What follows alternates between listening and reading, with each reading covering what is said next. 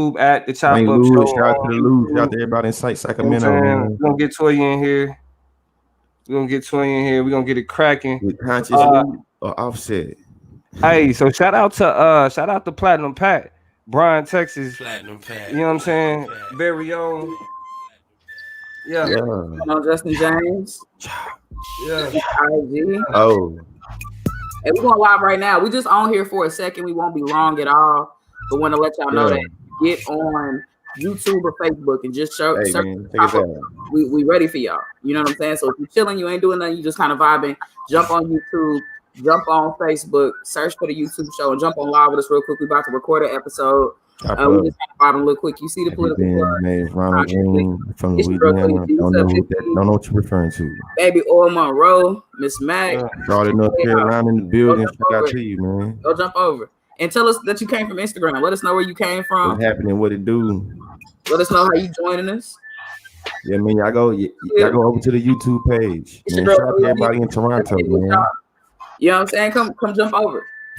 Get off IG. Now that you know what's going on, get off IG and go jump on the YouTube. Go jump on Facebook. It's podcast night, y'all. It's podcast night, man. We just we out. Chilling. Yeah. Savannah, Georgia. Shout out to Virginia, Tennessee, man. Everybody over, I'm saying, TikTok page. You know what I'm saying? We live right now. You can find us at the YouTube Chop Up page. You can go to the Facebook Chop Up page. You know, I'm only gonna be on TikTok for a little bit. We're gonna jump into the conversation, y'all. Yeah. Hey, but we're gonna give people time to come on in, you know what I'm saying? Get settled, get right. Shout out to Elena. Shout out to Nikki. What's good with y'all? In the building. Hey, if y'all haven't already, make sure, look, this is where we at. We on Spotify. TikTok to hop over. Shout out to y'all, man. Y'all see that, you know what I'm saying? The comment section is jumping, you feel me? On this show, we actually engage people in the comment sections live. We also put the comment section on the screen for everybody to see, you know what I'm saying? Because like this technically kind of like behind the scenes, you know what I'm saying? So, what's up, Nico? Yeah, we're gonna give it some time for y'all to come on here for it to get lit. Hey, if y'all haven't already, subscribe to the Chop Up Show. You know what I'm saying? We're gonna run that back. Shout out to Platinum Pat, Bryan, Texas finest. You feel me? But make sure y'all subscribe to the Chop Up Show on Spotify. You know what I'm saying? Like last episode. Yeah, man. And tonight, man, we talking about the social dilemma of what's going on and how we feel about when things, you know, have us conflicted, you know, concerning things like, you know, Donald Trump having a Rona. And, you know, not to give y'all too much of the topic, but, you know what I'm saying, we're going to talk about, you know, also when people in our own community, you know, when they do things that we like, ha ha. You know what I'm saying? I'm almost think about what Malcolm X said when chickens come home to roost. You feel me? Right. How do we deal? Think about that type of sentiment when we talk about a social dilemma a little bit. You feel me? Yeah. We also going to get into black male fragility. Is it a thing? Is it not a thing? You know what I'm saying? We're going to talk about, you know, whether black men are at the top of the black community. You feel me? Maybe black male privilege will come up. Maybe it won't. Maybe we'll talk about how it doesn't exist. Maybe we'll talk about how it exists. You know what I'm saying? We also gonna get into what else we getting into, y'all? I mean, let's just let the show unfold at this point. You know what I'm saying? You really done kind of spilled a little bit of tip that, you know, I wasn't gonna stop you. But yeah, my bad. You know, we just getting I'm messing with you. I just don't want to get too much away. I want people to stick around. We got people in the comments saying they've been looking forward to the show. Shout out to Eric, the grown one. Shout out to Ellen Tracy, Joyce Snowden. Like I said, Nico, Elena, what's up to everybody? Jump in the comments and say what's up. We try to interact and engage with those. Lee just told y'all we about to talk about a whole lot of interesting things. What's up, Matthew Childress coming and showing love from Louisville, Kentucky in the building. Definitely hot spot, place I've been, place I enjoy, place I got a lot of love for. Definitely happy to have you in the building. Hey, Jared. Hey, also like it, love it. Let me tell you a little bit about these engagements. They are really what is helping the show grow. So when you like something, love something, comment on something, it really kind of helps us get to a lot of people who want to see what we're talking about. So make sure y'all drop something on us. Man, please. Well, hey, and what you say, Toya? Oh, I'm just And shouting drop out the everybody link. here. We got to shout out Noel in the building. You know what I'm saying? Loyal chop up follower, listener, watcher. Definitely somebody we want to make sure we show some love to. Just the people who Definitely get big shout out to Noel. We definitely Definitely. appreciate you. We definitely appreciate all the Thanks. support, all the engagement. You know what I'm saying? The enthusiasm and being a loyal listener. You know what I'm saying? We appreciate you. Absolutely. Facts. 10 out of 10. Hey, so now that we, you know what I mean, hey, again, shout out to Platinum Pat, Brian Texas Finest with that wonderful instrumental to get the show started. But yo, let's go ahead and get a crack at G Lee. Yeah, man. So we're gonna bring it in. Yes, sir. It's your boy. Hold on, I'm tripping. Let's bring it in real quick, man. Let's bring it in. Let's get it right. Let's get it Chop right. Nation, Chop World. It's your boy George Lee, aka Conscious Lee. Don't forget the Lee. And y'all know who I'm with. Hey, it's your girl Toya G. Happy to be here. It's another Monday in the building. It's another Monday where the Chiefs won. COVID be darned. But I'm happy. I'm excited. And it's the start of another week. I'm just glad I got y'all in here. By the way, shouting out New York in the building. The Drop TV said, what's up? Orlando, everybody. We thank y'all from all across the country from tuning in to the Chop Up. It's real. Yo, y'all know what's up. It's the political plug. We in here. It's another Monday. Let's get it cracking, man. I look forward to this all week, just like everybody else. You know what I'm saying? So let me make sure I get myself standing in the camera. I'm too cute to not be. Hold on. Looking ass. Mrs. There we go. Building. But yeah, man, let's get it cracking. The political plug. Follow me at the political plug. All of that. In the building. Yeah. See, we got people on Seattle right here on TikTok and things, man. Y'all make sure y'all go follow us on the YouTube page. Make sure you go hop on the YouTube page right now live so you can hop in that comment section. And you can engage us with the conversations we're getting into. I'm only gonna be on TikTok for a few more minutes so y'all can see the conversation we're about to have. Shout out. I'm gonna bring this in. Well, look, I mean, shit, it ain't no further. It ain't no reason to wait any further. Let's go ahead and get into this first chop, and that is, as always, the snap chop. And we're gonna get in and then get out with this one real quick. It's Monday, so we just came back from the weekend. Hopefully, y'all kicked it, big kick it. But as a part of most Saturdays, most weekends, you get Saturday Night Live. I'm not the biggest Saturday Night Live fan. I leave that to our white viewers. That they get in on that. You know what I'm saying? That's their business. But they do have some instances where, you know, they shine. They do their thing, right? And Meg Thee Stallion, you know what I'm saying? One of a friend of the show. We don't really know her in real life, but we fuck with her. She did her first performance on Saturday Night Live. And as a part of that performance, what she did was to make sure she pointed out something crucial in terms of what's going on with Breonna Taylor and what happened with Attorney General Daniel Cameron. Is it? Now, I just want to go ahead and show, you feel me, a part of her performance, her first performance on there. If y'all can see my screen, we good? Yeah. All right, now we're taking a look at this. This is a tweet that kind of showed what she did in terms of that performance. She used her first performance on Saturday Night Live to advocate for the protection of Black women, calling out Kentucky Attorney General Daniel Cameron, who handled the Breonna Taylor case. Part of her performance, as you can see, she said, Daniel Cameron is no different than the sellout Negroes that sold our people into slavery. And I think this is what's her name? Mallory. Her last name, I think the last name Mallory. That's the quote coming from. That's the audio that played. Tamika Mallory. She's Tamika Mallory out in Atlanta or in Georgia or something like that. Yep, Tamika Mallory. Right. Now, in terms of, I mean, first, what was y'all reaction when y'all heard the news? Like, oh shit, man, damn, man. Like, you know, because when I first heard it, I'm like, I couldn't have said it no better myself. You know what I'm saying? Like, I really didn't. I mean, you don't really expect to see these types of things at Saturday Night Live. You feel me? But for somebody like her to kind of use this as an opportunity to speak out against that, I don't know if it came from her or her camp. I was like, damn, that's dope. What was y'all initial reaction to it? I mean, you know, whether it was her, I think it has to be her and her camp. You're not going to get on stage and do nothing you don't want to do. And I think Megan has proven and demonstrated, especially at this sensitive time and what she's going through, she not finna be made nobody's puppet, made to feel or say nothing or do nothing outside of what she want to do. And so I think, you know, it was an awesome, necessary opportunity to let Jada. That's what I laughed at too. This fool said Meg be the activist. But I mean, I think she gets to kind of wear that hat because we recognize that activism looks different for the people who engage in in it, and I think she took a valuable opportunity. And this is her first appearance on Saturday Night Live. She's going through a lot of social issues and a lot of social pressure in light of this stupid Daystar album and whatever the hell Tory Lanez is trying to do to counter narrate the fact that he shot her. We're just gonna call him the Canadian. He don't even get a whole name. The Canadian nigga. And that's not Drake. The Canadian that's not Drake. I mean, Megan is serving and Megan is reading. And I love that in terms of the performance, in terms of who she is, in terms of how she's kind of rising above and doing her thing and just being a great artist. She's doing that. And this is a read. You know what I'm saying? Period. Point blank. It's plastered for the whole America to see on Saturday night on the thing that they tune in, particularly now as a place of solace. And Daniel Cameron, you read that in a week. Deal with that. Oh yeah.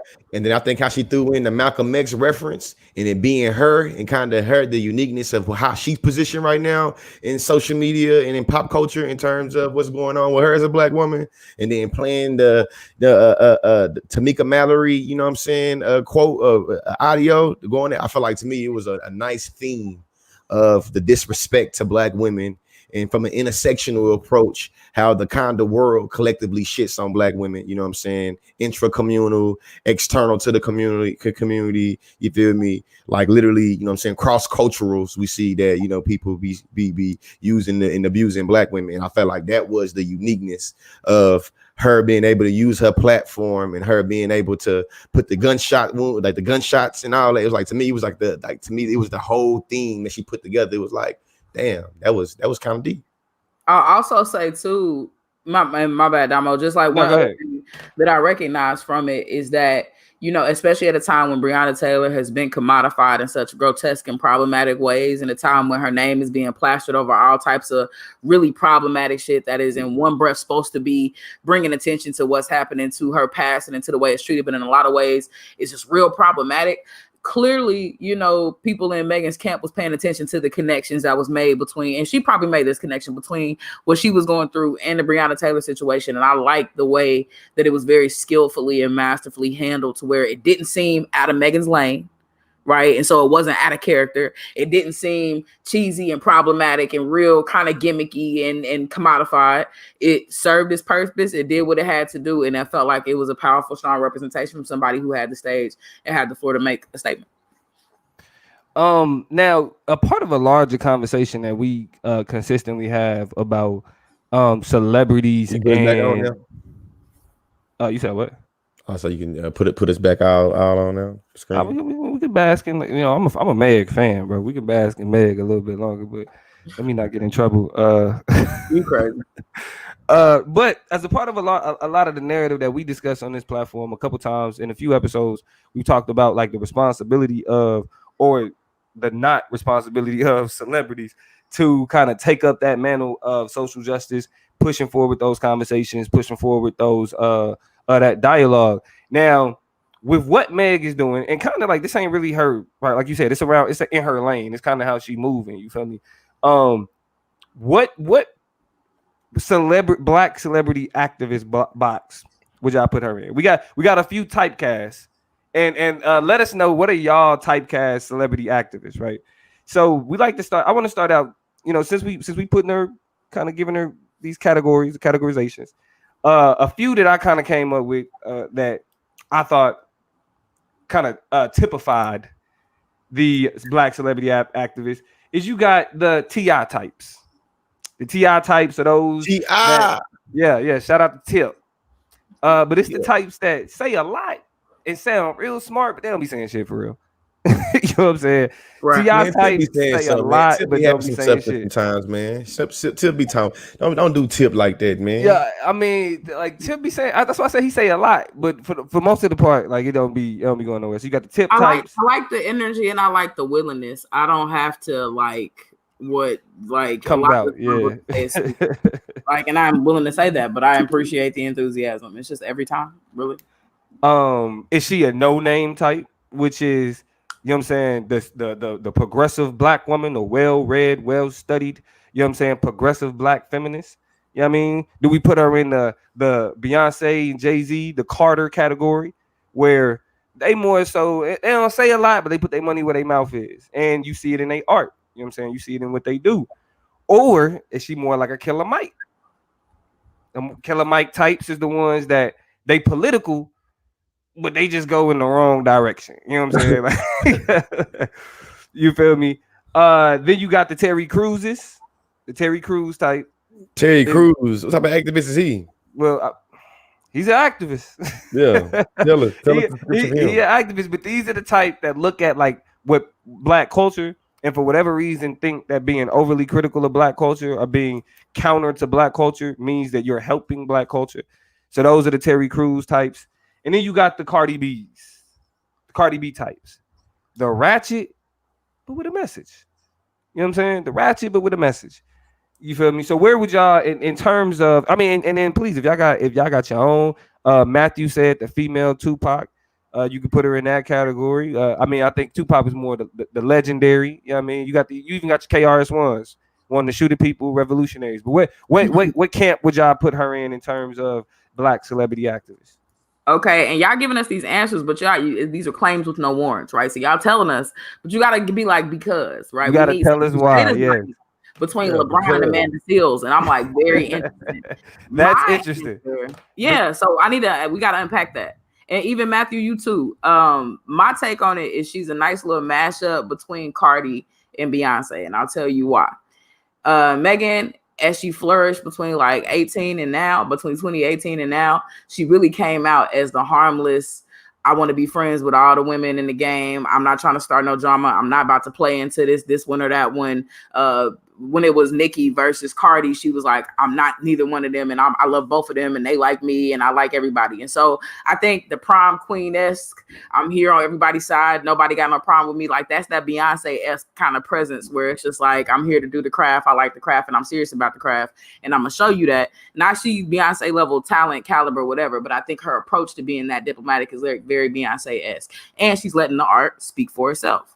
Respect, you know what I'm saying? Even in terms of the music, you know, and getting better and upping her craft and representing Houston, she just letting the music be the music. Then we got the Cardi because, and here's the other part. When drama went down, Megan knew how to shut up. That's another very Beyonce-esque thing, right? A lot of the story was happening. She let people talk. She let people. I like that one right there. That was a nasty one. You know what I'm saying? She just knew how to go ahead and sit back and vibe. Now the Cardi thing comes in because Megan is not, I think, trying to be anybody's feminist hero, feminist celebrity, badge of honor. Black. I don't think she's trying to carry that mantle. She gonna be ratchet when it's all said and done. She gonna do what she wants to. She gonna drive the boat. She gonna whatever, right? She Houston's finest. But I also feel like when she got something to say, just like that was a bold statement on that platform. That was very a bold statement. Who she did it for? Yeah. What the statement was, it was bold. Just like Cardi ain't scared to talk her shit. You know what I'm saying? So I think it's a real interesting mashup of somebody who knows who they are, who's not trying to capitalize on the moment and become somebody they not, and say some things and do some things and move a generation and lead it. Like, I don't think that's what Megan is trying to do. But she realized she in some shit. And now that there's some connections being made between her, black women in general, Breonna Taylor, so on and so forth, I think she very masterfully is kind of sliding between them lines. She ain't gonna have something to say about everything, but when she got something to say, she gonna be heard. I like that. So let's get to the comments, and then we can go ahead and get into the first chop of the night. Because last time we turned the whole snap chop into a whole chop on this own. So let's stick to the truth of the word, snap. And then in there, we got some breakdown. What's up? Jada said vocal like Amanda. Yep. Go ahead, my bad, Damo. Oh yeah. Jada said vocal like Amanda, not as progressive as No Name, but getting there, and wants to materialize her activism like LeBron, but not that wide of scale yet. Yeah, I mean, I feel like LeBron have that more influence and more reach than Meg at the moment, just because like his time in the game and just like who he is in terms of his realm. But I see that. That makes sense. With that LeBron, you also talking about legacy too. A lot of his stuff is about differentiating legacy from the people he's being compared to, like Michael Jackson, like Michael Jordan, like Kobe. You know what I'm saying? He wants to be a journeyman in terms of legacy, and so a lot of that stuff is to differ. Not to say that I'm trying to think how I answer the question. Like the genuineness of what he's doing, but that's legacy making for him, and I think in a different way. Yeah, I mean, we still waiting on George as he ponders on where he is sitter. Envy Chalk, shout out to from Atlanta. Envy Chalk said, I feel like Meg is more so of a Megan. She fell victim to the horror of a black woman, and she understands that. That's facts. I mean, I think because where she coming from is the perspective of like what happened to Breonna Taylor is the worst case example of what happened to me. Like that's kind of like I mean, just this disregard for the life of Black women, and then the approach to be to cover it up and to dismiss it, right? I mean, like right now, and hey, this may be dramatic. Call me dramatic if you want to. Right now, Daniel Cameron and the nigga from Canada that's not Drake, them niggas kind of occupy the same space. Are they on different ends of the spectrum? Yes, completely. Yeah, because Tory Lanez ain't got no power like him, but definitely implicated in terms of the consistency. The complete dismissal, and not just the dismissal, but the attempt to cover up, the attempt to kind of alleviate blame or to remove blame from anybody.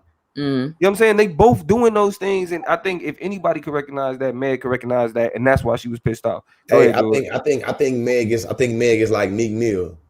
Like I feel like because of a personal experience, she has been put into the spotlight or put on a platform because of a personal experience, and based off of that personal experience, she's been able to, I feel like, give insight to, you know what I'm saying, a consistent phenomenon that's been happening throughout history. You feel me? Or something that's been caught up in a system or a societal type of norm. So I feel like, you know what I'm saying, he got locked up, and when he got locked up, he was able to do this, that, and the other. And I feel like she a Black woman that got played and that got, you know what I'm saying, I feel like, dehumanized a bit with rhetoric and language, and also just playing up straight violence against. So, Right. Now the last one, Matthew Childress said the female Tupac, because she cites X in terms of Malcolm X, and Tupac's mother was a Black Panther. Also, he's making a claim that Tupac was a feminist, showing examples of Brenda's got a baby and keep your head up. I wouldn't argue with you on that one. But ultimately, as we go ahead and transfer over into this first chop, I mean, I think that regardless of like what, I mean, we joking with like the typecasting, and I mean, because this scale ain't going nowhere. As long as celebrities continue to do this, you know what I'm saying, we'll update y'all on what the scale looks like. Did you read Cardi B off? Did Cardi B get a prototype? Yeah. Cardi B was the ratchet, but with a message, with a political message though. Because I think what makes Cardi B a little bit different from what Meg was specifically in the lane of challenging the violence that Black women endure, and then the way that the systems protect the perpetrators. Cardi was Cardi really just jumped into the political bag. You know what I'm saying? Like getting into it with Republicans, and you know what I'm saying, Candace Owens, and you know what I mean, stuff like that.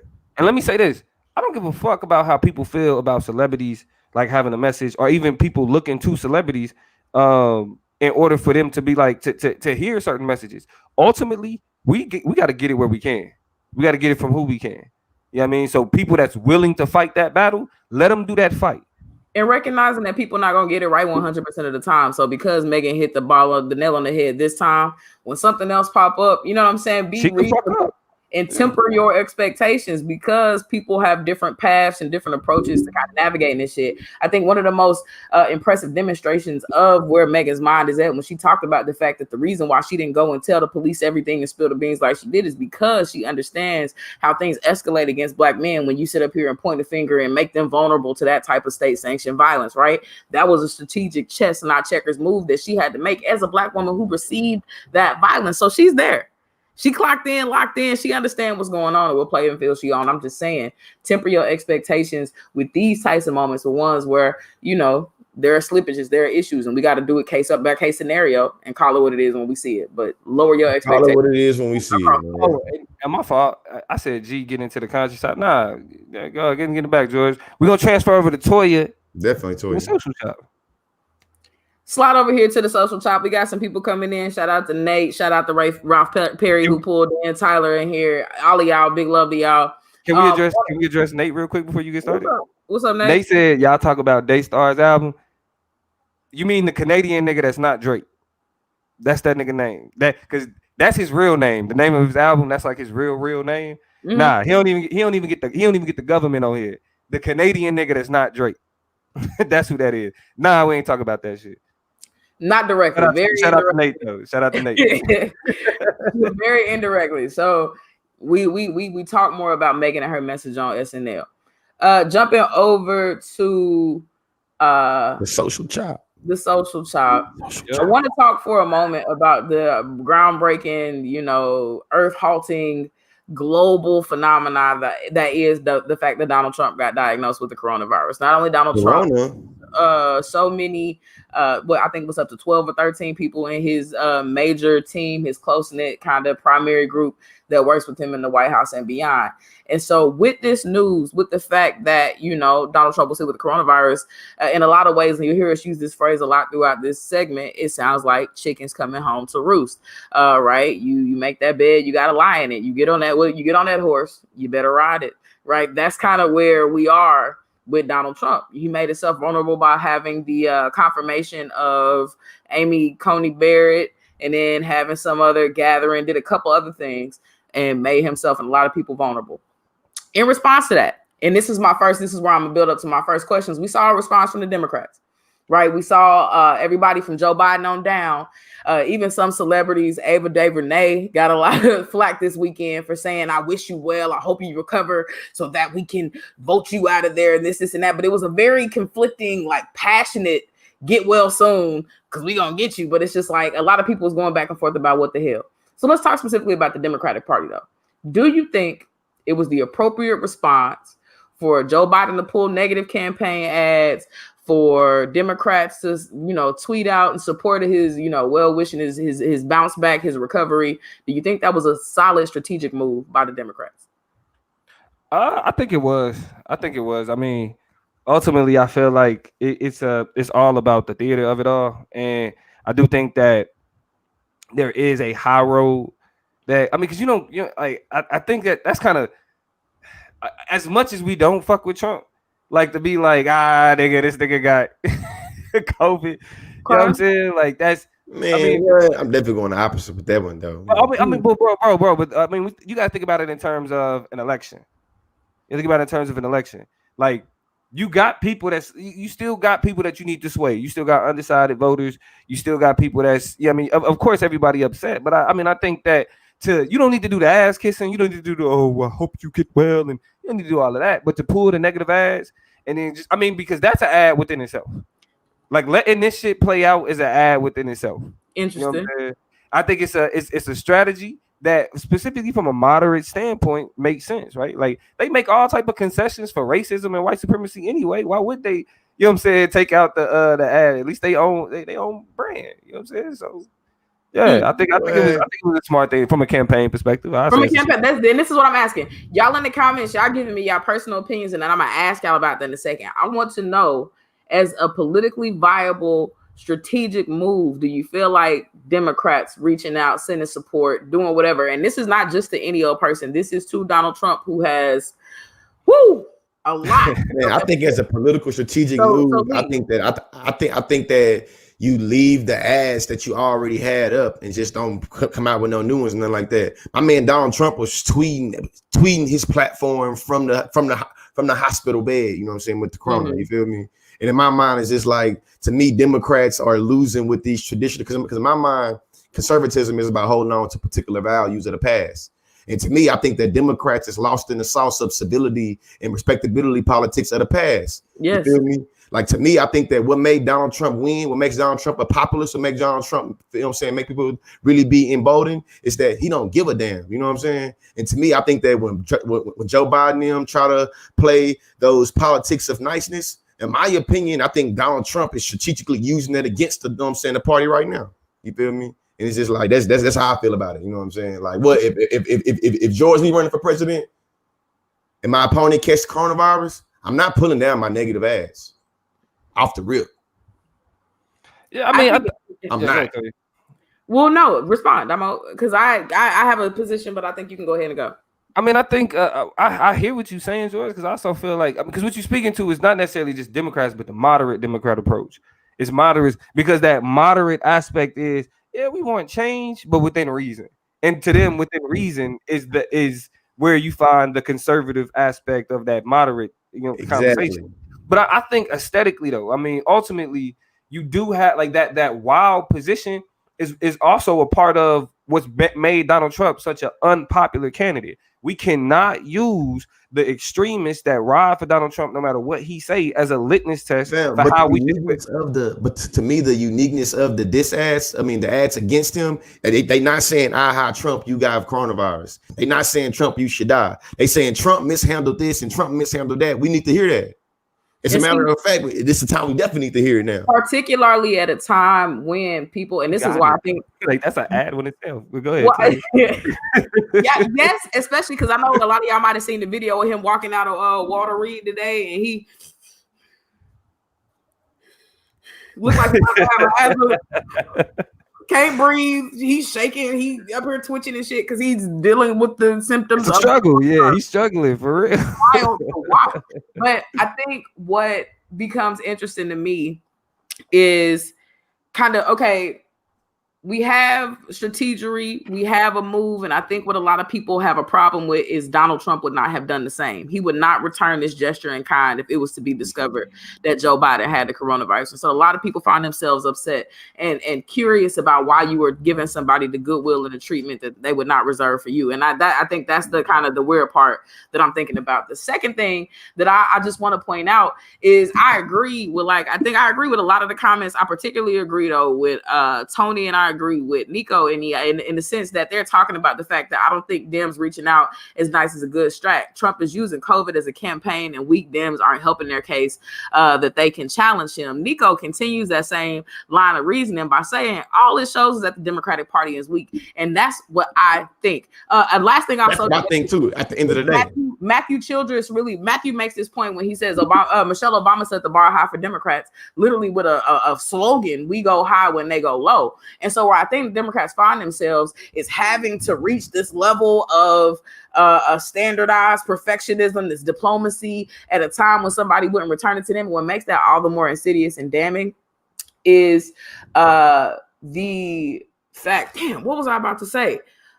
Oh, hey man, no, that there's a third option. You could say nothing. He has the coronavirus, and you can. I ain't say nothing though. You see, I want. Yeah, you see, I ain't say nothing about You didn't have to say anything. You don't have to send a gesture. You don't have to whatever, and people can perceive that how they want to perceive it. They can perceive it as damn. Anybody? Why do y'all put me in these positions? The position I'm putting you in is the position of a you say nothing that needs to help these people make decisions because you call me a political apologist. No, strategist. That needs to help the people making these dumbass decisions because again, the narrative of weakness. And so it literally allows for Donald Trump to control the narrative. And I think from a strategic debate PR standpoint, I don't want my opponent to control the spin and control the narrative too much. You know what I'm saying? And I think that the Democratic Party is putting too much faith into Donald Trump shooting himself in the foot. And in my opinion, to me, Donald Trump got that Joe Exotic, you know what I'm saying, type of sentiment. No matter how much he fuck up, he's gonna always come out shining. And I think that until we recognize that, we have to literally go there and do it. So shout out to everybody that want to do the temperance of Michelle Obama. But check this out. For all y'all that say, consciously, George Lee run for office. I'm letting y'all know right now, I'm not no Michelle Obama. When they go low, bitch, I'm hitting the flow with you. We finna go. I'm not finna do it right now. I'm not. When they go high, I go, nah, listen, man. I'm matching that energy. So don't come at me crazy and expect for me to be all diplomatic and turn the cheek. Hell no, I ain't doing that. Noel uses one of my favorite words. And Noel uses one of my favorite words in response to kind of that stream of thought, which is the word balance. When she says, I appreciate Obama, who basically said we are in a war/political battle, and it is a lot at stake, but we want all Americans to be healthy. A balance between focus on what is at stake and a concern for humanity. And I think I agree with that only insofar all parties are invested and not divested from that balance. I definitely think that there is a lack of balance by Donald Trump, which then necessitates that we go, like George said, low to the flow. Low to the flow? What that, man? I'm finna kick your ass up off that month. What you talking about? What? Yeah.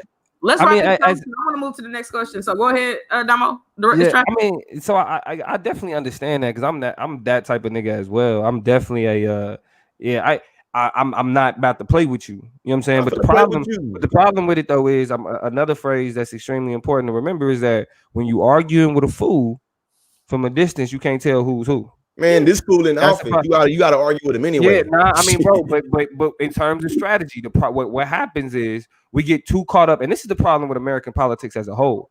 We are not as extreme as politics seems. Like the American populace is not as polarized as what we see when we watch MSNBC and Fox News.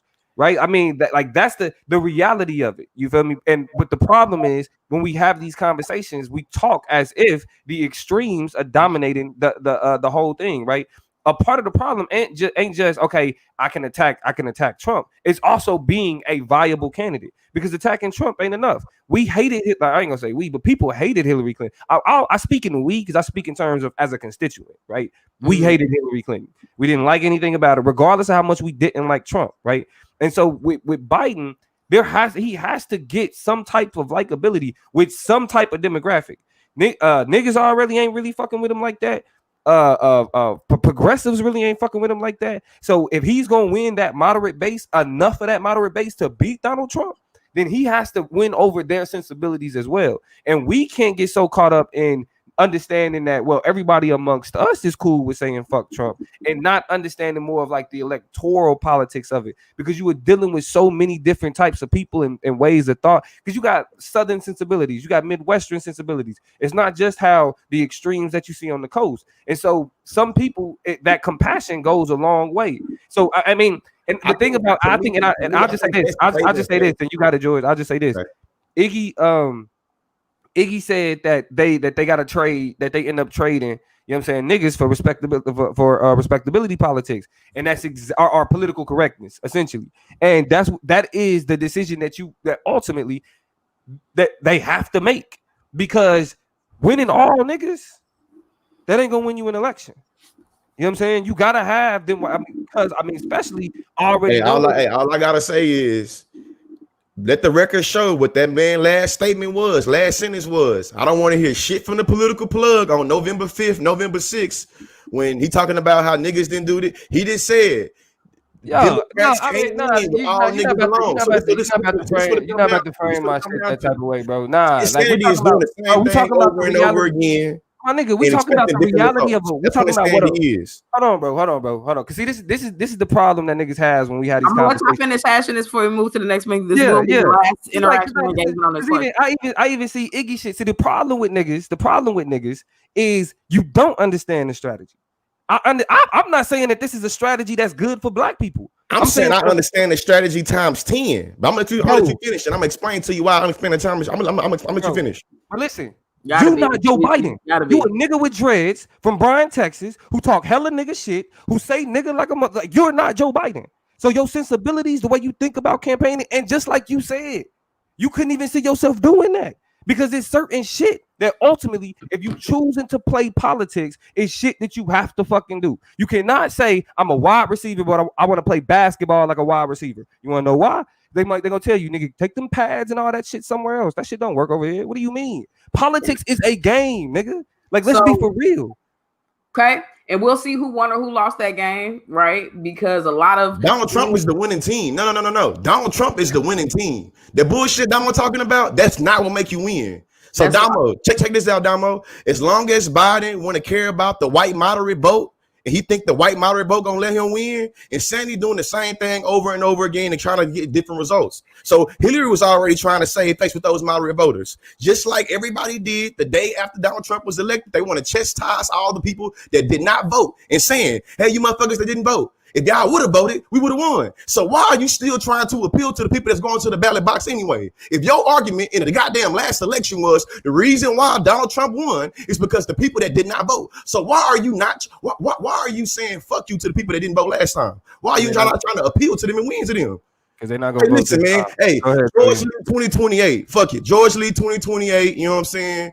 It is what it is. We're gonna see where to go. I'll run your failing campaign. I'll run it. Go ahead. And my campaign, listen, whoever my campaign manager is, I'm not playing respectability politics game. You feel me? I'm matching energy. They want to go civil, I'm going civil. They want to hit the flow, we hitting the flow. Got it. Down to the flow we go. The fuck is what George said. 2028, man. 2028, I'll be at the age to run. Right, because hitting the flow like white people is exactly what gets niggas elected. Let's move. thank you, from political strategy to social strategy, right? We look at the kind of way that put the Democrats maneuver through that, but we also look in socially at what's good or bad business in terms of seeing people like Donald Trump suffering. Right now, a lot of people in the comments already said, no sympathy, don't feel bad for that nigga. Oh well, you know, yada yada yada, whatever. But there was a lot of people who was just like, I can't bring myself to wish death or ill will on anybody. Twitter went as far as starting to suspend people's accounts for saying that they wish Donald Trump died and, you know, that they would be fine with his death and stuff like that. They went far in making that statement, albeit this is juxtaposing trans folks, black folks, anybody with any type of opposing opinion, all the death threats they get. Twitter was in uproar because they like, where the hell was y'all at when I was getting death threats? Jamel Hill's like, nigga, I said the president was a white supremacist, which he is. And y'all, I got fired from my job and I never stopped hearing about it for weeks, for months. To this day, people are calling for my life because I had something to say about y'all president. And so now all of a sudden, can't nobody, you know, say no statements like that. The CIA, literally, people got screenshots from the CIA. The CIA was jumping in people's inboxes like, delete that tweet. We saw it. Niggas was like, what are you talking about? They like, quit playing crazy with me. We saw what you said. Delete that shit right now. Like, it got thick. So a lot of people say the reason why they don't, you know, wish death on anybody is that they don't believe in it. They don't think it's good business. They don't think it's good karma, whatever. The other side of this is evil people are evil people and deserve good wishes or speedy recoveries. I don't wish white supremacists well, so on and so forth. Basically, fuck them kids. And by them kids, we mean Donald Trump.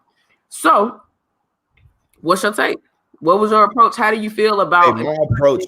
Well, I feel like my approach was very strategic. Because of me too, I'm not in the business of wishing death on nobody either. But I did think about and talk about the strategic end goal of the impact of him having coronavirus and being able to think about what happened with the Prime Minister Johnson over in the UK and Boris how Johnson. you feel me? Huh? Boris Johnson. He almost died though, for real. Like Boris Johnson was in critical condition. Oh yeah, he definitely was in critical condition and all that. But we seen how his approval rating and we seen how the nationalism through the UK was able to ring, you know what I'm saying, from through and through, from literally the country coming together and being able to rally for the prime minister and being able to see at a critical time. The parliament couldn't talk about him. You feel me? The press couldn't talk about him. We see it kind of how it's going on in America right now. When we start censoring people and start making it where we have to, you know what I'm saying, uphold civility and what you call. And how I'm looking at it too, to be clear, I'm not saying wish ill will on Donald Trump. All I'm saying is when we see that we have the ability to restrict people from not wishing ill will on folks, we have to stay that consistent. If all lives matter, you cannot put the president Donald Trump live over everybody else. Especially if we have entire communities of people that have death threats wished on them every day of the week. And this one person getting all this privacy, all this protection, it's like, hey, everybody that vote for him say all lives matter. Where your energy at? Where all lives matter? And again, I'm not saying I wish Donald Trump would die. I never said that ever. That's what Chris is kind of getting at. Chris said they didn't reserve any of this energy for AOC. Ilhan Omar definitely been, you know what I'm saying? Ilhan Omar talking about, well, they getting death threats right now. Period. Yeah, and probably right this moment, we go look up their tweets and it's bad for them. And this the part I think there's just like this. This the part that I think there's just make me like this to think about the political game, the political, you know what I'm saying? What I'm gonna call it, the political stage. You feel me? It's just like this what they doing though. Ilhan Omar getting death threats every day. You feel me? AOC getting death threats every day. Now, am I saying death threats good should go to him? I'm not saying that, but I'm saying you have the power to restrict death threats to him. Do that for other people as well. I mean, but you know what? To be honest, I feel like if I mean that's a part of like recognizing like the platform. You feel me? Because we know what drives when something becomes a problem. Like black people, like black women specifically, getting death threats is a norm to them. That's why these contradictions seem like, yo, wait, what the? No, it's simple. You know what I'm saying? Like you right when now in terms of me, like I think I'm in the same line of everybody else. I don't wish death on nobody. Yeah, we weren't raised like that. We weren't raised like that. I don't wish death. I don't wish death on nobody. But I mean, in terms of like karma, that type of shit. Oh yeah, when chickens come home, I'm a farm boy. Yeah, like chickens came home to roost. I never made me. Yeah.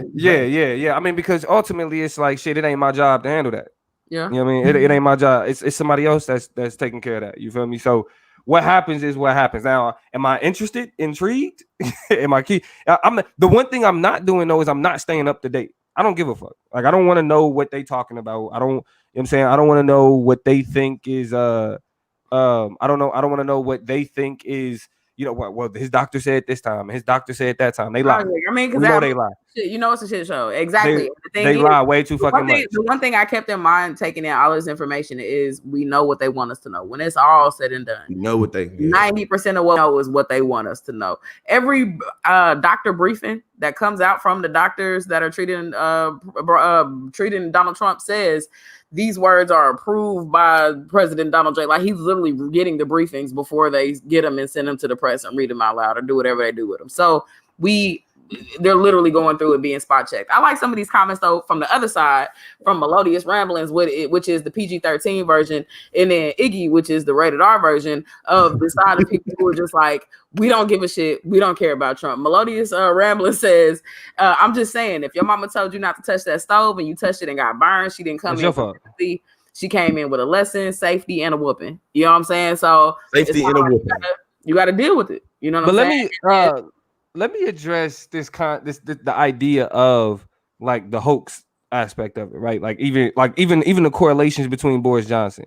Was we having that already? But Boris Johnson really had it though, right? He really got it though, right? No, yeah, he really had it. Yeah. So I'm not even saying a hoax. I'm not. Like, no. I'm talking about. I'm just talking about the comment section. Yeah, people on TikTok too saying he ain't really got it either. So and what it mean for him to do that. But go ahead, so we can finish off the comments. I wanted to finish the comment from Iggy that said, I say the F word, but I'm gonna censor it. I'll say it for you. I say it. Fuck Trump. No. Wait, no, you just do them and I'll finish it. So okay. Fuck Trump. I wish that nigga die. I don't care about wishes because God's not gonna pick this over my wishes, but black people have love for each other. Fuck him. I wish he died. My aunt got her ventilator because she black and poor, but he worth it. He gets the finest medical treatment in Washington. Thank you, Dominique. In the world, A1, the reason he gets to go home is that he's gonna have, they literally said, the best medical care in the world.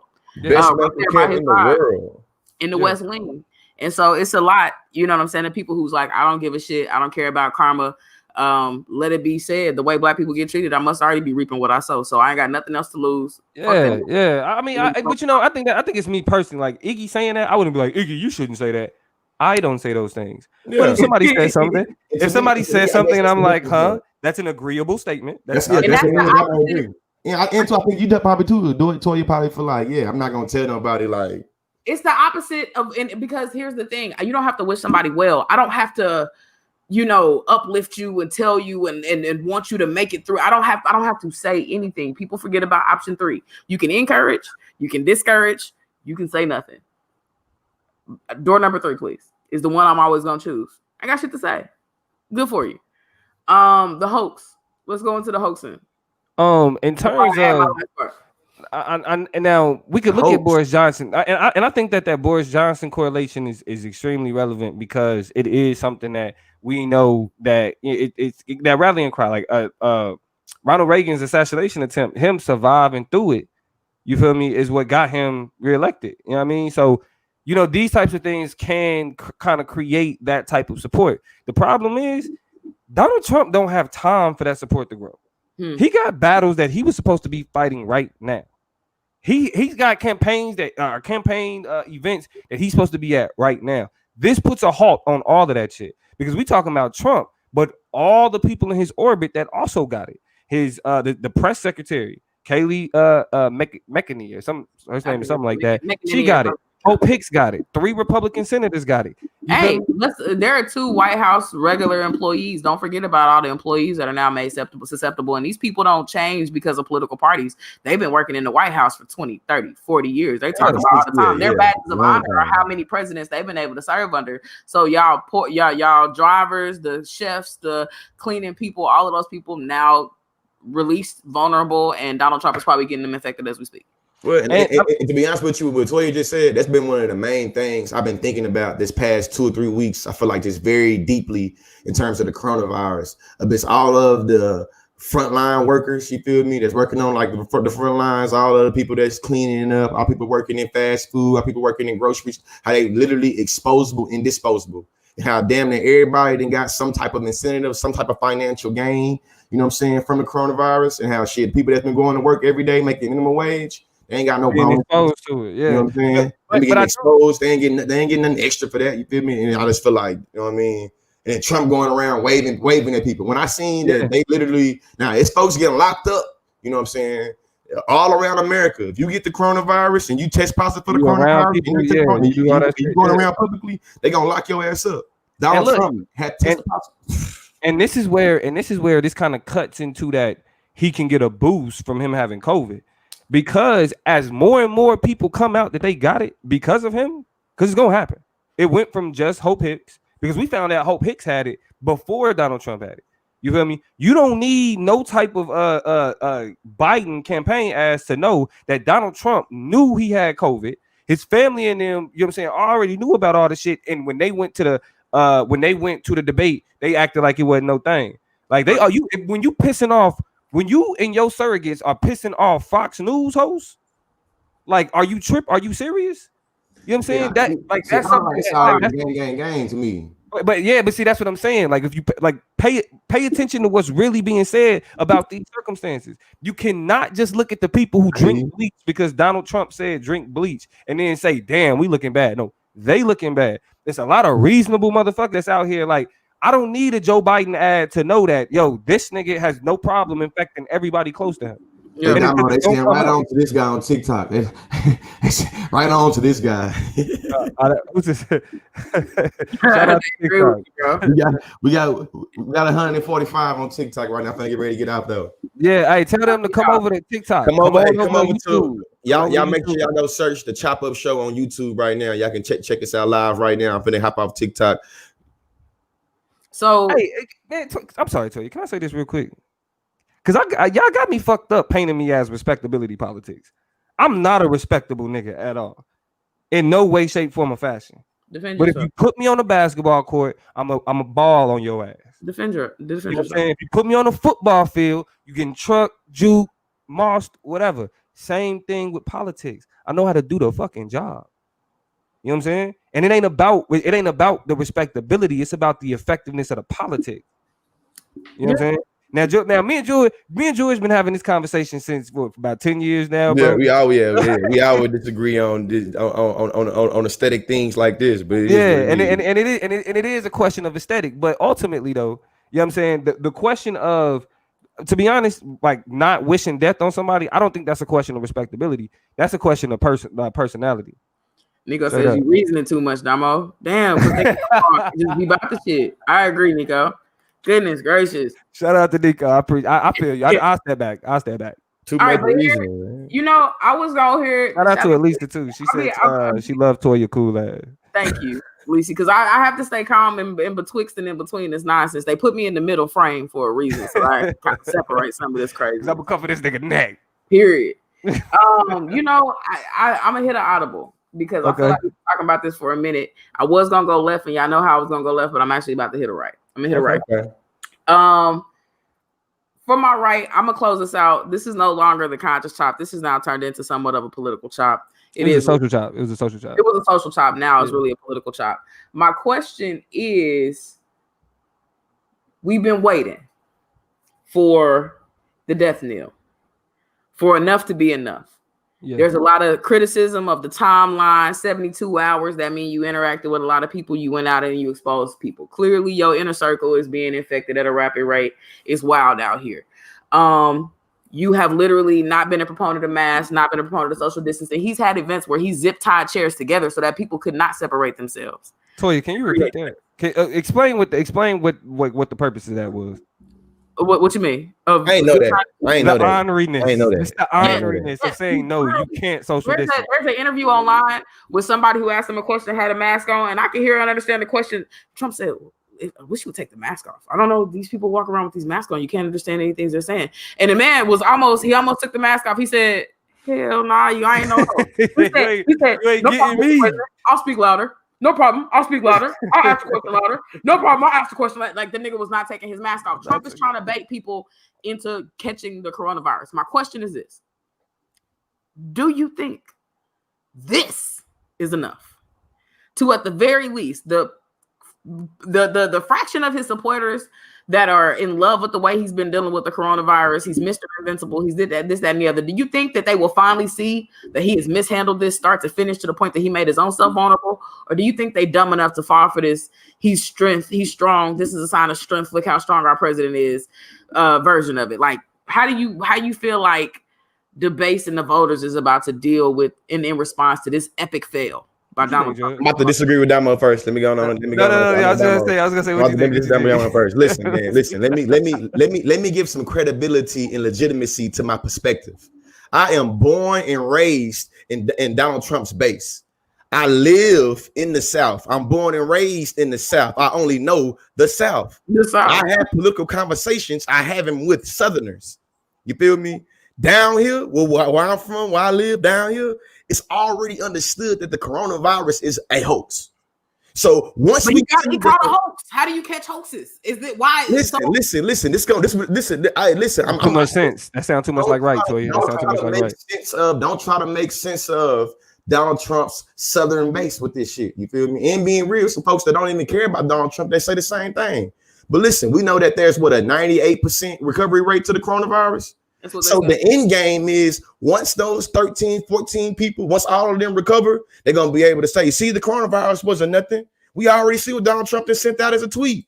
I feel better than I done felt in 20 years. Ain't that what he said? Some shit like that. So I'm already telling you that down here, once everybody recovers from the coronavirus, they're going to be able to say, see, I told you those lefty, crazy ass liberals have been lying about this coronavirus and been exaggerating. Donald Trump is fat and he old. Those are the risk factors. Those are the vulnerable. That's what put them in the vulnerable. He also got like pre-existing conditions, like conditions, and he recovered. You know what I'm saying? To me, I already see that being a part of the narrative. He gonna recover, and everybody's base gonna be able to say, see, Donald Trump told us the whole time. Even if he didn't wear a mask, he didn't die. They saying he gonna die. People ain't dying. That's what they gonna say. So, of course, George loves to go with the hyper loud minority.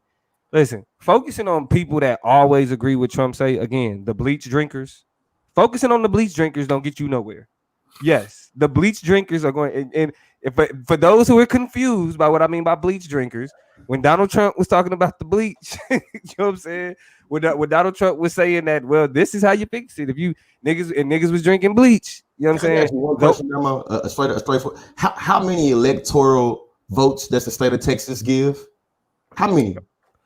Off the top of my head, I don't know, but Texas is a crucial state. It's a crucial state. So when you say this silent minority or loud minority shit, is you account for the? It's a loud, bro. Because hear me though. Because again, like you said, well, the state of Texas has a large. Yeah, so does the state of California. So do a lot of swing states like North Carolina. So do states like Ohio. These are places that, unlike, I mean, like you said, Texas is deeply red, but guess what? A lot of everything else, this is just the icing on the cake. The COVID shit, all of this is just the icing on the cake. It's a lot of people in Texas, a lot of people in Oklahoma, a lot of people that are pissed about when you compile all of the shit, which makes it more competitive. It's a lot more people who are, like I said, the bell curve that we view American politics in based on what we see in the media is completely opposite from the reality. The reason why Barack Obama, you know what I'm saying, and as well as this nigga here, Joe Biden, are going the moderate route, because moderates dictate the country. The reality of it, people who think that enough shit is just wrong enough that they willing to move more towards a progressive stance than being like, well, nah, I'm gonna hold on to that. Because let's go back to when we initially, Trump was like, well, you know, he can't do no worse, right? Then people gone. Then he can't do no worse. People, yeah, they done. They saw their taxes go up, right? They saw their food go up. You feel me? They saw they saw COVID. They see he got it. It's all of these things that is adding up to be like, you know what? I'm an angry white person now. You know what I mean? Here's where I think Nico's comment ends up being kind of interesting. Nico says, luckily, the middle-aged white women that can help compensate for white supremacists. I'm assuming white supremacists. And the reason why I say that, hopefully this is the logical move, is that hopefully the white women who were clinging on to the educated white women who did vote for Donald Trump, right, who literally tipped the election out of the hands of Hillary Clinton by showing up so gainfully for Donald Trump the first time, are looking at least this compiled shit and being like, come on, man. Like, come on with your educated ass. I need you to tap in. Come on. I'm talking to you. You're not watching the chop up, but hopefully I'm sending you energy. Middle class, educated white woman of Wisconsin. Shout out to all the middle-aged white women that rock with the conscious lead. You never know, Toya. Shout out to all the, you know what I'm saying? You know, when y'all have mimosas and wine, listen to Toya. Hey, man, hopefully they change their mind. No, that's what I was getting at. But that's me. That's the political plug. Hopefully I'm not the political plug. That is the political chop. Hopefully you didn't. I mean, you did good. You did good. my Damo impersonation. Hopefully we see the end of the road, and that this ends up being the final straw. And that's that on that. Hey man. Right. With that being said, we getting into the conscious chop. You know, I'm gonna start this off by saying I know and recognize that we need unity in the community. You feel me? We always need unity in the community. And one of the issues of why we don't have unity in the community is that we have a lot of kind of things that divide us, that become divisive. And in some instances, we have literal tools of divide and conquer that's used against us, right? I want to forefront that in the conversation by saying that even if we recognize that things are being used to divide us, we have to deal with how and why they are dividing us. With that being said, let's have a conversation about black male fragility. Is it a thing? Before I ask the question, I want to make sure we give a actual definition of fragility, just so people know kind of where we're going, kind of where we're coming from, kind of what's going on. You know, the definition of fragility. It reflects a degree in which a temperate dependence or a vicissity, I think I'm saying that right, you know, defensive, argumentative nature comes when you're presented with a particular situation or a particular, you know, issue. You know what I'm saying? You become, you know, argumentative and defensive and, you know what I'm saying, dismissive, and you want to run away or you get aggressive. You know what I'm saying? My question is, just in general, do you think that black male fragility is a thing? Comment section, y'all. Damo. I would say I do. I think black male fragility is a thing, but what I think it's a thing in terms of it's a part of like the way that black people, specifically black men, adopt like Eurocentric ontology or epistemologies more so. You know what I'm saying? They adopt Eurocentric pedagogies, specifically when it comes to like social categories and social groups, and they attach themselves to that to those things, and then they end up adopting the same fragility that white men end up destroying the world with. You feel me? So it's like these, you know, the heteronormative understandings of shit, and the you know, the no homo, and you know, all of that type of shit, aspect, or and really even to the more dangerous side, the you know, a trans woman hit on me, that's crazy, nigga, I ain't gay, all of that type of shit. All of that more so speaks to, you know, the fragility that we're mimicking, that white men adopt, or not, that white men created in this country in terms of socially, and then, you know, we're playing it out the same ways and reaping none of the same benefits. Right? Our fragility doesn't change the world. Our fragility doesn't dictate the economy. Our fragility doesn't dictate policing. It ends up becoming a result of policing. You feel me? So ultimately, we've adopted this fragile white male persona, and we don't get none of the benefits from it. Agree, cross apply all of that, and I'll give you two examples of some of the most annoying examples of black male fragility.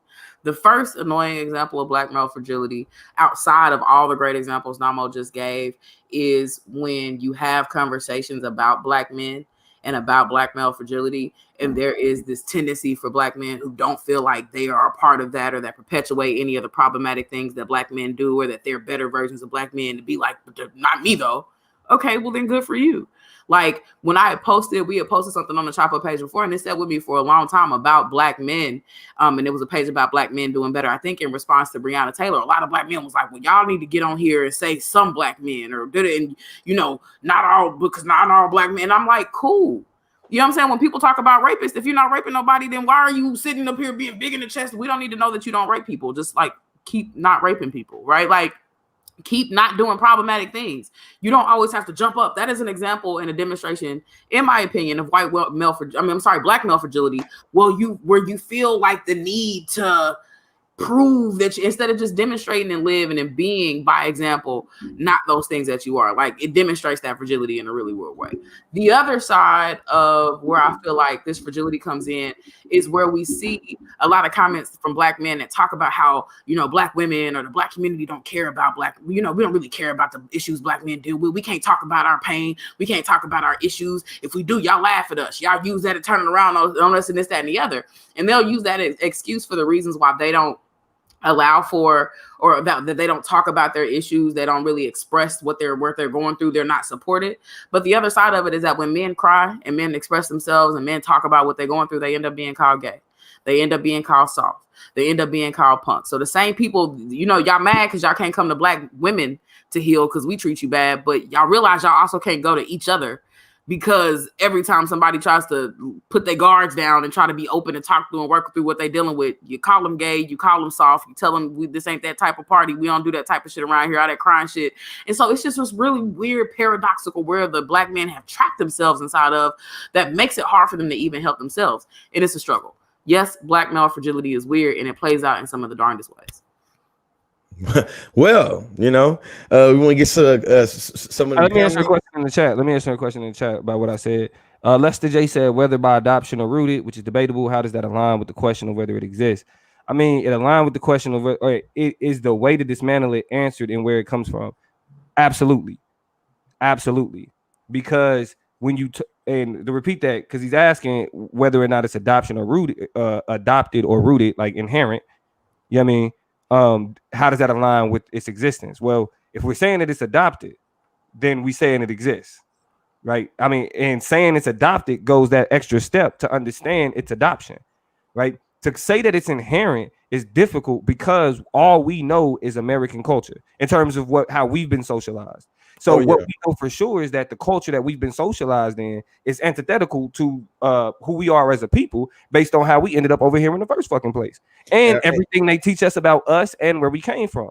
You feel me? What we have to see a lot of times is that what we have in America is a very, very insidious relationship with power. So you have very terrible demonstrations of mimicry by people who have been disempowered. This is why you have black people, black capitalists who go in and try to subvert those positions and come in and only recreate the same oppression against their own people in a more local, quick, swift way, because you're trying to take these positions of power and flip them and just put a black face on them. The same things happen when we look at black men and how they attempt to kind of placate their stance and their place in the status quo and kind of compete with white men. You ain't ever going to be that, baby. So when you even internalize that perception of power, you end up being just as toxic to your own people and to yourself as you thought you could be to the white people you're trying to compete with. And just to add to that, before I get into my second question, I think that it come down to, I feel like y'all gave me the perfect frame to jump into what I call plantation patriarchy, and literally niggas wanting to be the master.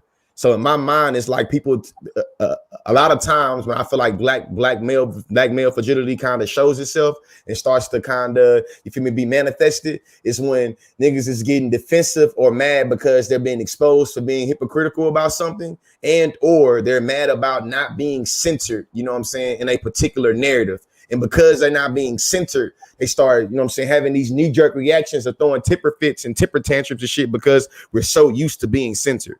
We're so used to being, you know what I'm saying, the prioritization of what matters. And what I've learned from my little platform that I've been able to build is that particular niggas, you feel me, would really act out. But going to what Toya is saying, I feel like only a hit dog hollers, man. If it applies, if it don't apply, then let it fly. Let it fly. You know what I'm saying?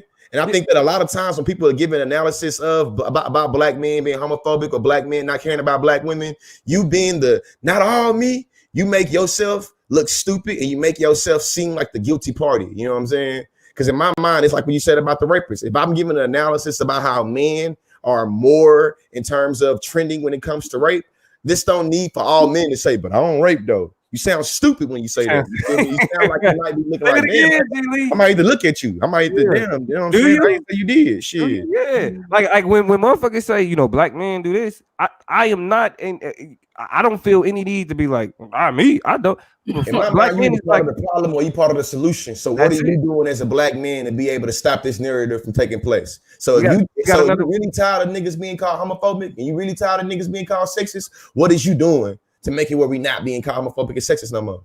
Is that simple? Now Nate introduces a interesting aspect to the conversation before we get to that next question. He said that I don't think black male fragility is about attempting to garner patriarchal structures entirely. It's just as much a remnant of slavery.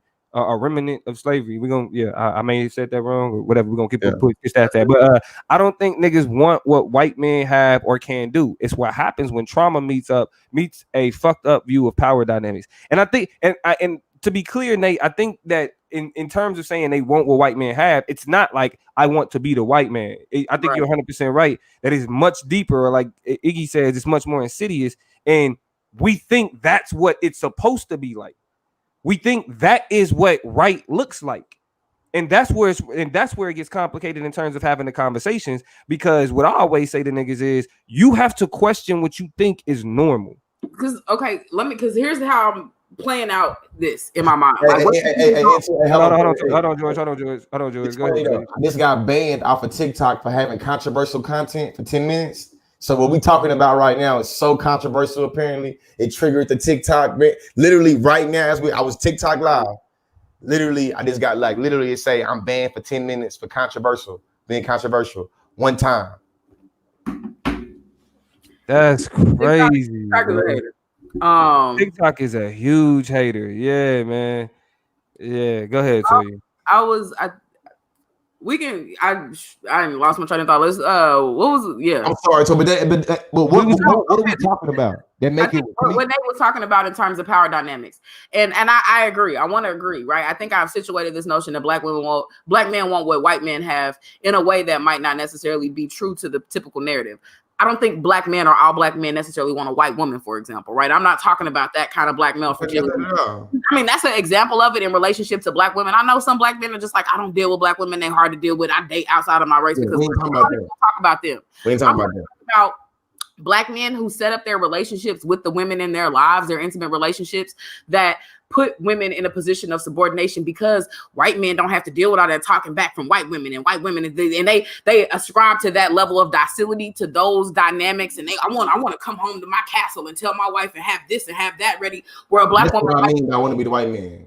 Black women might be looking for more of a partnership. That might not be how y'all shit is aligned. We talked about submission, right? We had the conversation about who should submit in relationships. My nigga, if you're not really putting yourself in that type of, you know what I'm saying, occupying a submissive role for somebody to submit to you, then maybe your relationship dynamics necessitate that the woman come, you know what I'm saying? But because you locked in and trying to make your shit look like that, you end up falling into very problematic tropes of what black masculinity ends up having to look like. I know, to add to this, one of the reasons why I made this one of the topics is that one of the conversations I was having with, you know what I'm saying, a gentleman that's a little older than me, he was literally making an argument about the black nuclear family and why black men don't get to lead the black nuclear family. And in my mind, once he started using the framework of the nuclear family, I already knew that he had the desire of the, you know what I'm saying? But I don't know what to call it. You think I got my debate people here, so I don't want to have no. Well, the language that I use, the preservation of the nuclear family, the black nuclear family, but it was literally in blackface what white folks want. Yeah, well, I mean, what I refer to that as is this is when black people become unwitting agents of white supremacy. Yes, you're an unwitting agent. You know what I'm saying? Like you're an unwilling participant.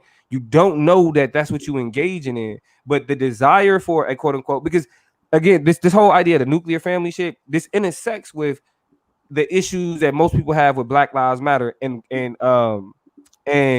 lesbian women leading the charge, or I think they queer women. I don't really know you know what I'm saying, they dynamics and all like that. But you know what I mean, women that are outside of the normative understandings of sexuality and relationships, those women led the charge on Black Lives Matter.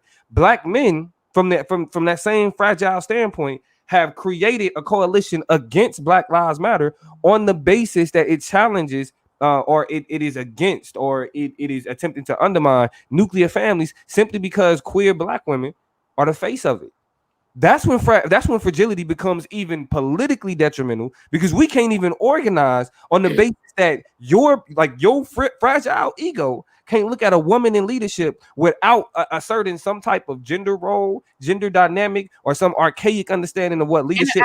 And then what is the most annoying by that is that, you know, people look at the fact, well, you want to talk about traditional nuclear families. Well, Black women have had to leave families. Well, that's because of, you know what I'm saying? Look at the Moynihan report. Look at how that bring up the Willie Lynch letter. That bring up the Willie Lynch letter. And the dude that I was having engagement with, he was saying how he worked in the corporate world and that he didn't had a Black woman boss, 2 Black women bosses and a white man boss, but he never had a Black man boss. Basically, he was using that personal experience to say that this shows how Black men, this, that, and the other. And in my opinion, it was like, fam, this is Black male fragility. This is white folks do, fam.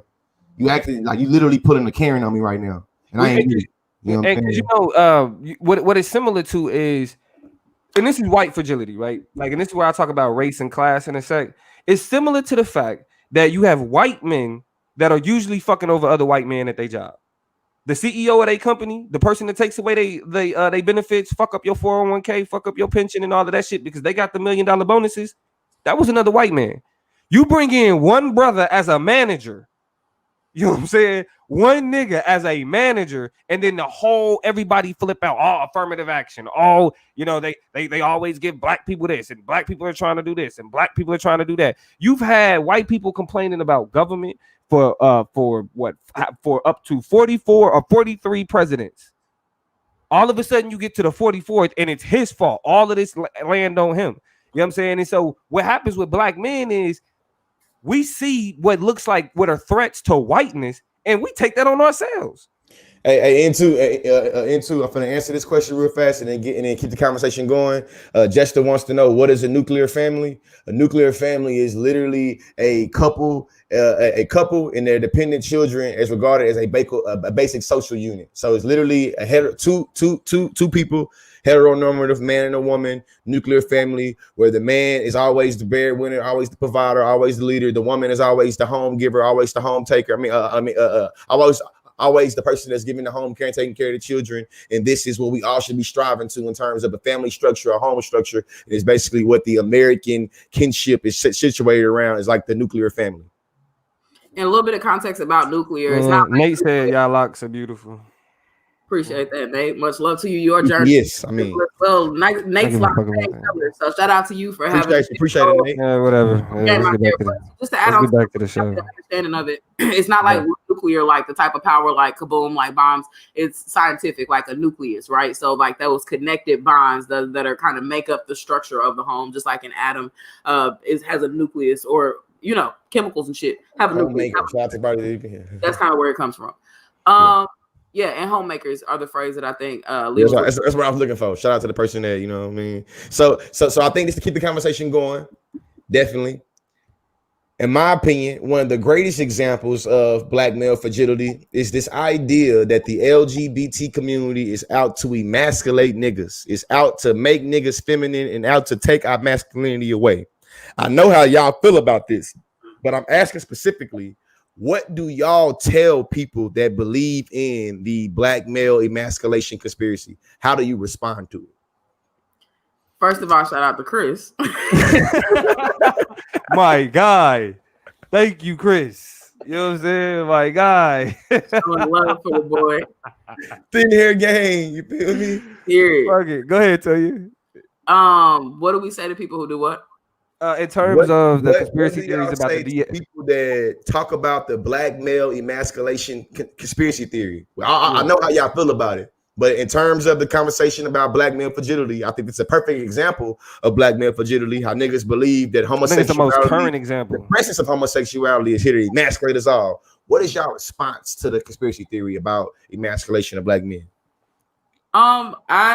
It's sad. I mean, I think it worries me because it really, again, it is just so hypocritical. Black men complain a lot about being put in boxes, and they put niggas in boxes, and it hurts my feelings. You know what I'm saying? I hurt for niggas who have a lot of their whole personhood be projected on them because of one part of their identity, right? Because you do alternative things or things that like not a lot of Black people or Black men do.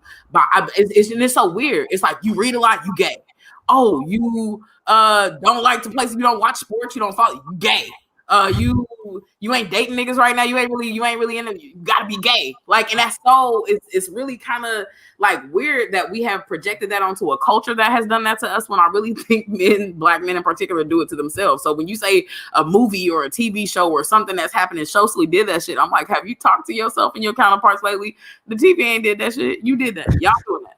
Don't you blame that on the TV show? Them niggas kissing did not hurt you, harm you, nothing like that. The whole logic of emasculation is something that started in you when niggas told you to stop crying, when people told you to act like a boy, when you sat up there, and the list can go on and on in terms of the ways that black men create these barriers for each other. But stop blaming it on a culture. Nobody is forcing you to do anything you wasn't already about to do, baby. But Toya, the gay agenda though. Yeah, you know what's at the top of it? Being able to mind your own damn business. So I don't know what you want, what they want. You in my business? Yeah, I think it's mind my damn business. I think it's this is one of the more frustrating aspects of talking about like black conversations and black consciousness now, because it's so stupid. It's so stupid. Out of all the things, they don't need us to be gay. Us being gay has never been the centerpiece of fucking over black people. Turning black men gay. If they wanted to wipe us out, it's a lot of ways that they could do that. And actually, from a capitalist standpoint, wiping us out don't even make sense. You feel me? There is literally no logic behind what it means. Well, they want us wearing dresses. Why? Well, because we won't be strong enough. We ain't that shit now. Nigga, what are you doing? You ain't, nigga. You got on the baggiest jeans. You got on the tall tee from 2006. Nigga, a fitted cap that's 2 sizes times your head. You probably got a gun in your back pocket, nigga. You got a pack, nigga. You handling business. You beat a nigga up last week, and when the police pull up, you turn around, you put your hands on that fucking wall, and you get in line. Masculinity has done nothing to protect you from white supremacy. So robbing you of your masculinity does nothing to further your oppression, nigga. Whether you got it or whether you not, they don't even look at black masculinity the same way. It's okay. Beast-like. So you feel me? So my follow-up question. Hold on, George, real quick. Like, because I've been thinking about what because I know you was talking shit earlier. I was thinking about let me really be clear about how I feel about this shit, and it's nonsensical. Your masculinity has never been the key to protecting the black family, because black masculinity has never been seen as something human. It was beast-like. Nigga, you was in the field. Yeah. When they talk about black masculinity, they're not trying to rob you. They've already robbed you of your humanity. The fuck do you mean they trying to rob you of your masculinity? They robbed you of who you are as a person. Yeah. You were de-ontologized, nigga. And you know who got masculinity? Humans. Exactly. I mean, which is not something that black people, in particular black men, have access to, right? So it's kind of the same people who talk about or try to flex and don't realize that they poor. Like, you up here trying to look around, turn your nose up at people, poor people. You are poor, baby. Right. Like, I don't understand. The process has already happened to you. So to try to shift into this protective mechanism where you're keeping yourself something is to not be aware of the positionality, right? A feminized, right? A lot of times we look at it I like to use the phrase feminized people, just the same way we use as politically, we might talk about feminized states, right? These are states that have been subordinated in a very particular way under the hegemonic power that exists. So we look at countries that are dependent on larger nations for their economy to thrive, to have the things that they need. We also look at people like black men and women and trans folk and queer folk. All of those are feminized people, even if they're not queer, right? Because you have been put in a position of subordination, which is how you have to understand how you juxtapose white men, for example, right? Which is why that becomes kind of the metric that we tie and hold a bunch of stuff against. And that's because they don't have some master agenda to emasculate you that is any more unique than what the process has always been. It's always already been here in the ways that it's existed. Yep. You know, hey, and I guess if I ask this last question, the only thing I would say to that is there's a way for you to acknowledge how emasculation happened on the plantation, and black men being raped by the slave master and things like that. And also you acknowledge that the LGBT community just want to be able to exist and want to be able to represent it and just want to be able to mind their business without being worried about being killed. It's a way for you to acknowledge the complex history of black men and how masculinity has been attacked in terms of the history of America, in terms of white supremacy. But I don't think we have to couple that and fold that in with saying that, therefore, black LGBTQ people are deviant, weird-ass white supremacist inventions that the white man created. And you know what I'm saying? I think that we don't have to go. I feel like there's a way for you to be smart and have nuances and understanding. You know what I'm saying? Both things, that one of these things is true over here, but it's not true over here. You know what I'm saying? And I think that, you know, I just want to get that out there. But it's as a closing question that I'm hoping that's going to really, the point of this conversation is to be able to spark critical conversations, not only when y'all watching this podcast, but y'all can have when y'all sipping coffee, when you sitting at your living room table, when you go into the office, you feel me? You think about, you know what I'm saying, how black men are positioned within our community, especially for people that's in the black community. And for the people that's not black that's watching this, and the people that's not black that's consuming this whole dialogue that we having right now, you should be specifically thinking about how gender specifically is in your community, and think about how black men and black women relate to how gender is structured in your community. My last question, though, you feel me? If I was to say black men are the top of the hierarchy within the black community, how would y'all feel about that and why? I'm gonna repeat the question. If I was to say that black men are at the top of the hierarchy within the black community, how would you feel about that and why?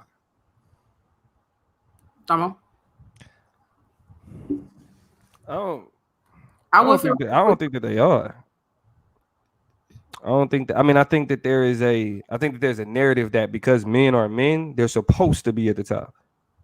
And that's the problem. Like, I feel like we can look at history and see the importance of black women. And this isn't to undermine black men, right? I mean, I feel like the circumstances of blackness, as all three of us know, is unique, right? And we can get into those intersections and those nuances, or we get into those nuances all the time. So for me to say what I'm saying in terms of I don't think they are, I think that the role that the black woman has took in terms of running the black community, being there as men, or, you know, in prison as men, or brainwashed as men, or, you know what I'm saying, murdered, you know what I'm saying?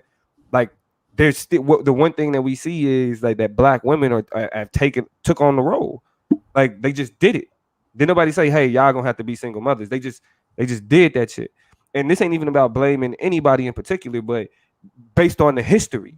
You know what I mean? What they've stood for, how they done stood strong. You know what I mean?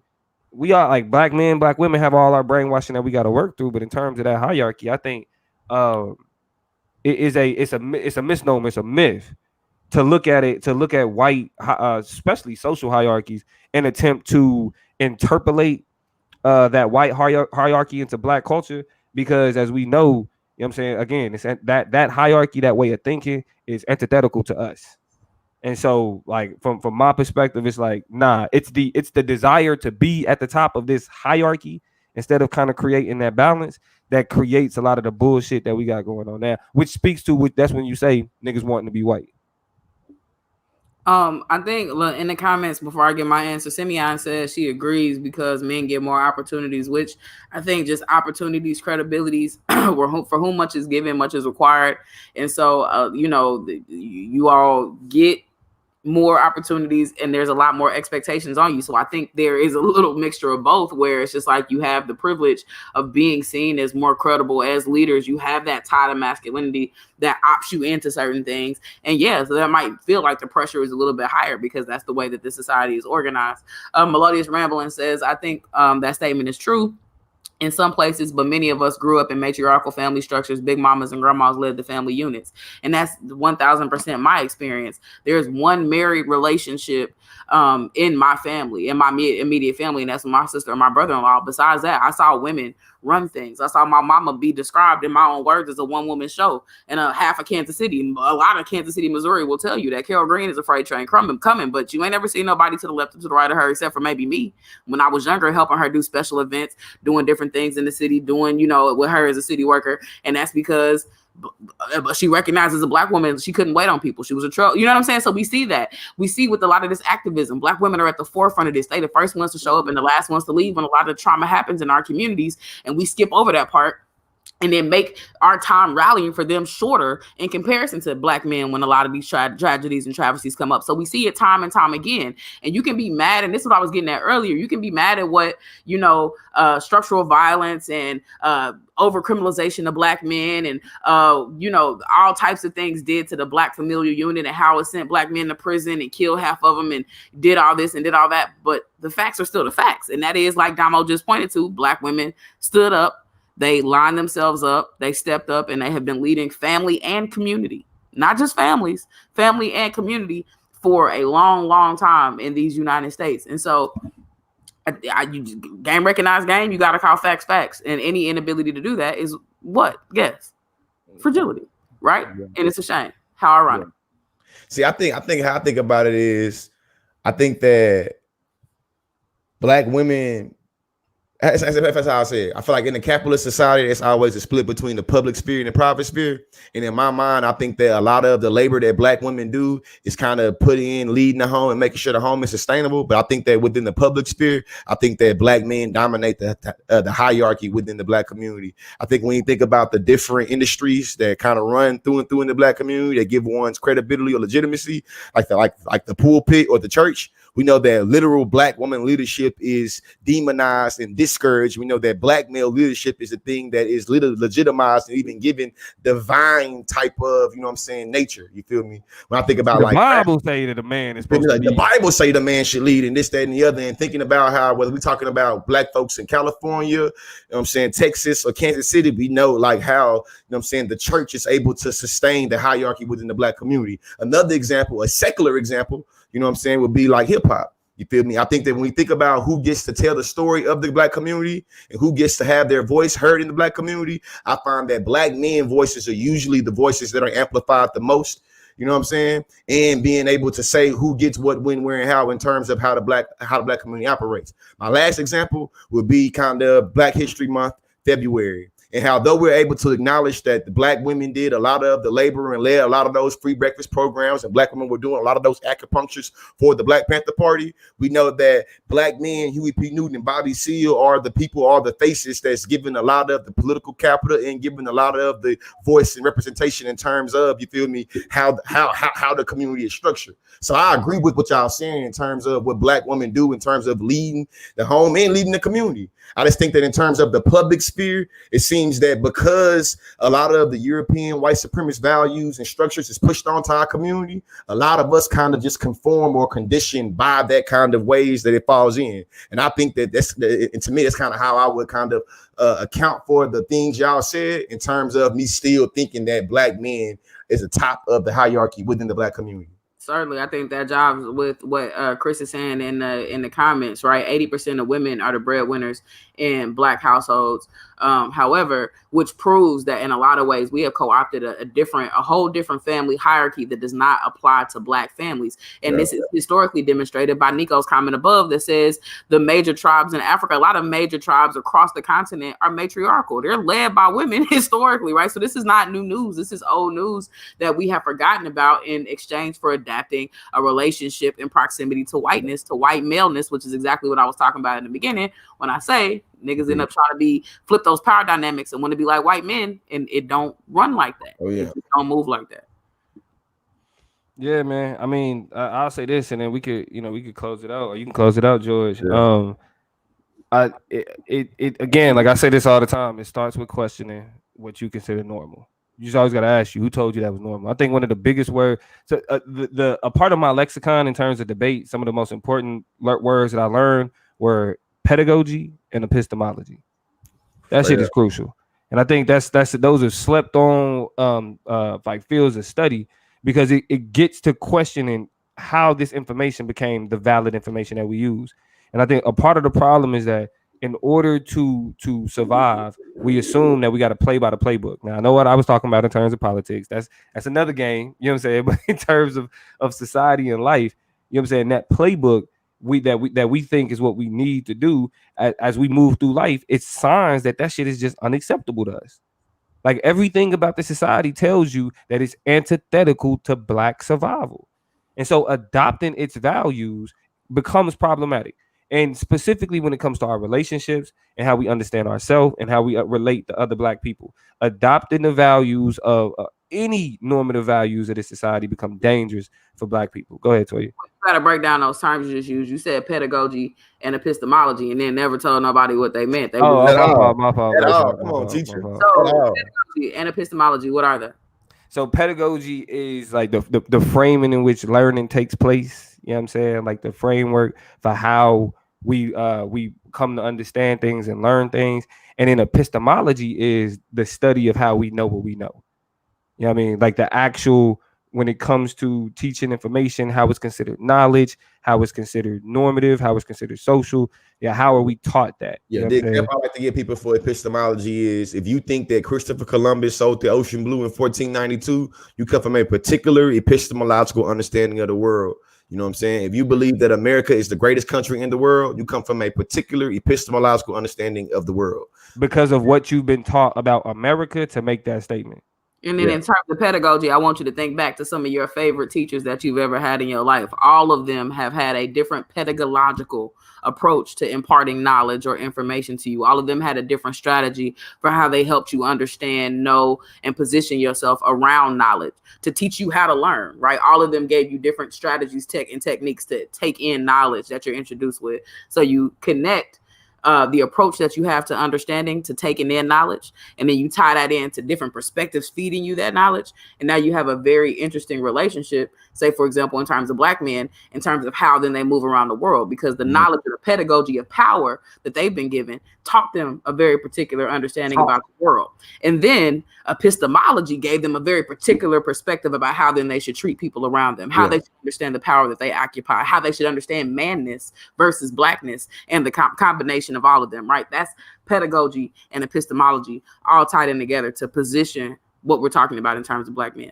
Yeah. And then just to wrap this conversation up, in terms education is elevation. Oh yeah, definitely education and elevation. We try to make sure we drop y'all some educational gems on the way, trying to make sure we increase y'all lexicon, make sure y'all language. That's what you call branding. That's what you call branding. Trying to make sure when y'all talk, you very exhilarating. You can make someone, you feel every word. You know what I'm saying? And we know that sometimes when you're doing public speaking, when you're able to say a word, they got a couple syllables in it. You feel me? It make people perk up differently. You know what I'm saying? Yeah. But I say all that to say this in the end. Is that when it comes to having unity in the Black community, we have to think about how the community is structured in terms of how the community, how it's a hierarchy in the community. You feel me? Even if you want to say that the hierarchy in some places exists in this part of the community, but don't exist in the next part of the community, you have to be able to really give an analysis for that. Now, in my opinion, I think that trans Black people, trans Black women at the very bottom, and then trans, you know what I'm saying, Black men, you know what I'm saying, above them, I really think that they at the bottom of the hierarchy. So I believe that in terms of if we being real with ourselves, we have to give a real analysis of who at the top of the hierarchy. If they're at the bottom, who on top of them? You know what I'm saying? And that's what we're talking about in terms of unity in the community. And I wanted to end with this. If you recognize that there is divisiveness going on in our community, and you recognize that there are tools of divide and conquer being used in our community, we cannot ignore them.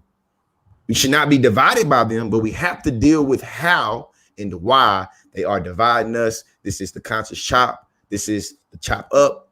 Holla at your guala, George Lee, Consciously, GeorgeLeeSpeaks.com. Y'all know what's up. All right, before we head out, let me do this real quick right here. One more again. Hey, if y'all have not already, go to the Chop Up Show on Spotify and follow the Chop Up on Spotify. You know what I'm saying? Go ahead, get them following numbers up. As you can see, we got the Breonna Taylor episode up there. Podcast. Yeah. What did I say?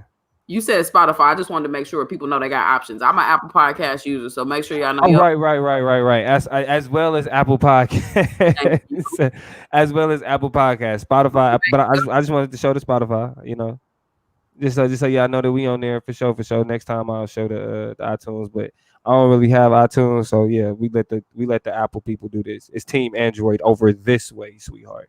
Anyway. But we not on Amazon yet. We'll be over there soon. But yeah, thank y'all for joining us. Also, remember you can check us out on you can check out this whole episode on YouTube. at the Chop Up Show. If you're on Facebook, make sure you following the page at the Chop Up Show.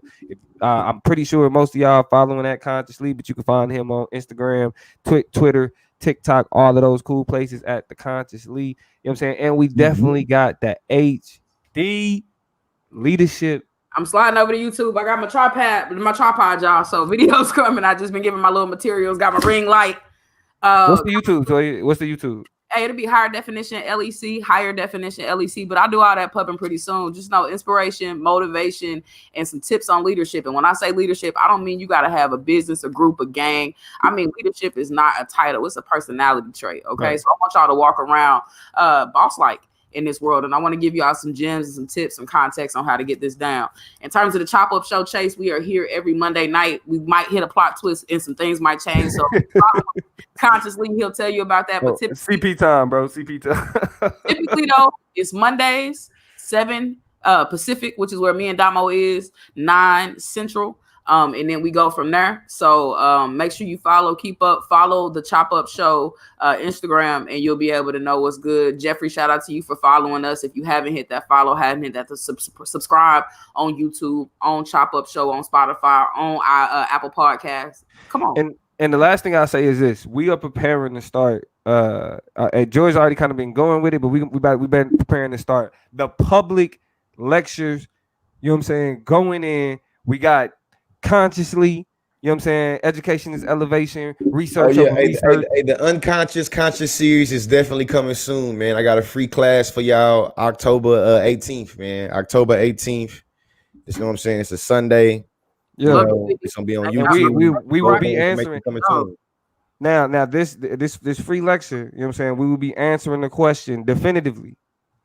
Can black people be racist?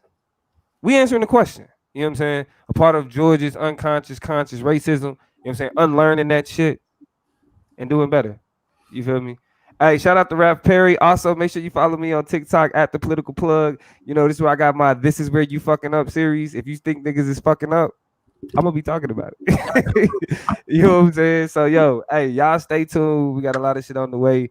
And, yeah, we're going to keep y'all up to date. We out. This is... Hey, it's the Chop Up.